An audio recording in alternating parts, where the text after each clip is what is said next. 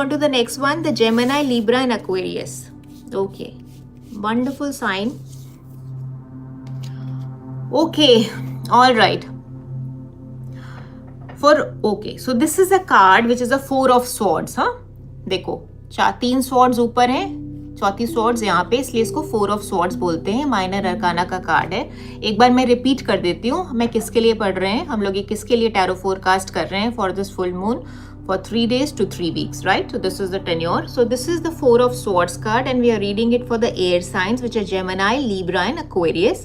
And these air signs are for mental clarity. हाँ, mental clarity जो कि emphasise करते हैं कम्युनिकेशन पे, आइडियाज पे, सोशल कनेक्शंस पे और फ्रेश पर्सपेक्टिव्स पे. Basically it is about your mental activities, right? So Sushma, सबसे पहले मैं आपका जवाब दे देती हूँ. आई थिंक आपने अपने हस्बैंड के बिजनेस के बारे में पूछा है, राइट? सो जब ये कार्ड हमारे सामने आता है तो इस कार्ड का मोटा मोटा मतलब ये होता है कि अभी ये फैसला लेने का, डिसीजन लेने का वक्त नहीं है. हाँ, क्यों नहीं है? क्योंकि कुछ वजह हैं आपके फिर मैंने आपको बोला कि एक कार्ड की रीडिंग कभी नहीं होती. You know, it is not about yes and no card. There is nothing like that, because कुछ टैरो में कुछ नो होता ही नहीं है. It is yes. Maybe it is not yes at this point in time, but it will be a yes at a later stage of time, right? So there is nothing like that the glass is half full or half empty. The glass is always full. For a tarot reader who's reading for you, and if they really mean well, they will always be able to interpret the message in which you will be able to move forward and onward and not retrace your step. Business अगर शुरू करना चाह रहे हैं, अभी नहीं, कम से कम 4 हफ्ते से 4 महीने का टाइम दीजिए, क्योंकि अभी जो एक मेंटल और इमोशनल फटीग है. फटीग का मतलब क्या है? थकान है, थकावट है, हताशा है, निराशा है या एनर्जीज ब्लॉक्ड है. टैरो की भाषा में हम बोलते हैं अभी एनर्जीज ब्लॉक्ड है. एनर्जीज ब्लॉक करने का मतलब क्या होता है कि कहीं ना कहीं आपके पास्ट एक्सपीरियंसेस की वजह से, प्रोजेक्शंस की वजह से आपके अंदर वो लाइफ कंडीशन उतनी स्ट्रांग नहीं है जो आपको आगे लेके जाएगी. कहीं कोई तार जो है ना वो उलझे हुए हैं, right? So basically it is important for you to recharge. क्या होता है ना, जैसे मैं फोन अभी यूज कर रही हूँ, मैं फोन पूरे दिन यूज करूंगी और फिर उसके बाद सोचूंगी कि मैं और 1 घंटा उसको यूज कर लूँ, तो पॉसिबल नहीं ना. वो रेड पे जब आता है उसके बाद वो उसकी घंटी बज जाती है, राइट? उसको फिर आपको चार्ज करना पड़ता है. कितना भी बढ़िया स्मार्टफोन क्यों ना हो, एक टाइम पे आके वो डेड हो ही जाता है, राइट? तो स्मार्टफोन की स्मार्टनेस बनती रहे, उसके लिए आपको चार्जिंग चाहिए होती है. उसी तरीके से जो है वो टैरो में भी, यू नो, ये 4 ऑफ कार्ड जब आता है तो specially again who are we reading for? We are reading need a period of rest. हाँ, बहुत काम कर लिया, बहुत सब कुछ कर लिया, बहुत हाथापाई हो गई, बहुत भाग दौड़ हो गई, अब थोड़ा आराम कर लेते हैं. And what better occasion than rakhi tomorrow and 15 August on the next week. तो ये जो स्ट्रेच है कम से कम अपने आप को दीजिए तसल्ली से. हाँ, एक बार पहले आराम जो है एक्चुअल लिटरली आराम, like rejuvenate yourself, take a break from the routine. हाँ, because it is a time for you to kind of replenish yourself, जिसको अंग्रेजी में बोलते हैं replenish, rejuvenate, reset and then restart, right? Reset mode में जाने की जरूरत है. You have to charge your batteries, okay? So basically for you, Sushma, who I began reading for, it is important for you to take it slow. Do not rush into this decision, because if you do that, then maybe you are bound, you will not be able to gain the momentum, you know, full momentum आप नहीं जा पाओगे. थोड़ा समय लीजिए, हो सकता है दिशा सही नहीं हो, दशा सही नहीं हो. हाँ, वो तो जब हम पूरी रीडिंग करेंगे तब हमको पता लगेगा, लेकिन अभी जो है वो तार उलझे हुए हैं. और आपको जब ये कार्ड आता है तो ये जरूरी है कि कहीं ना कहीं आप अपने आप को स्पिरिचुअली भी रिजुविनेट करें ना.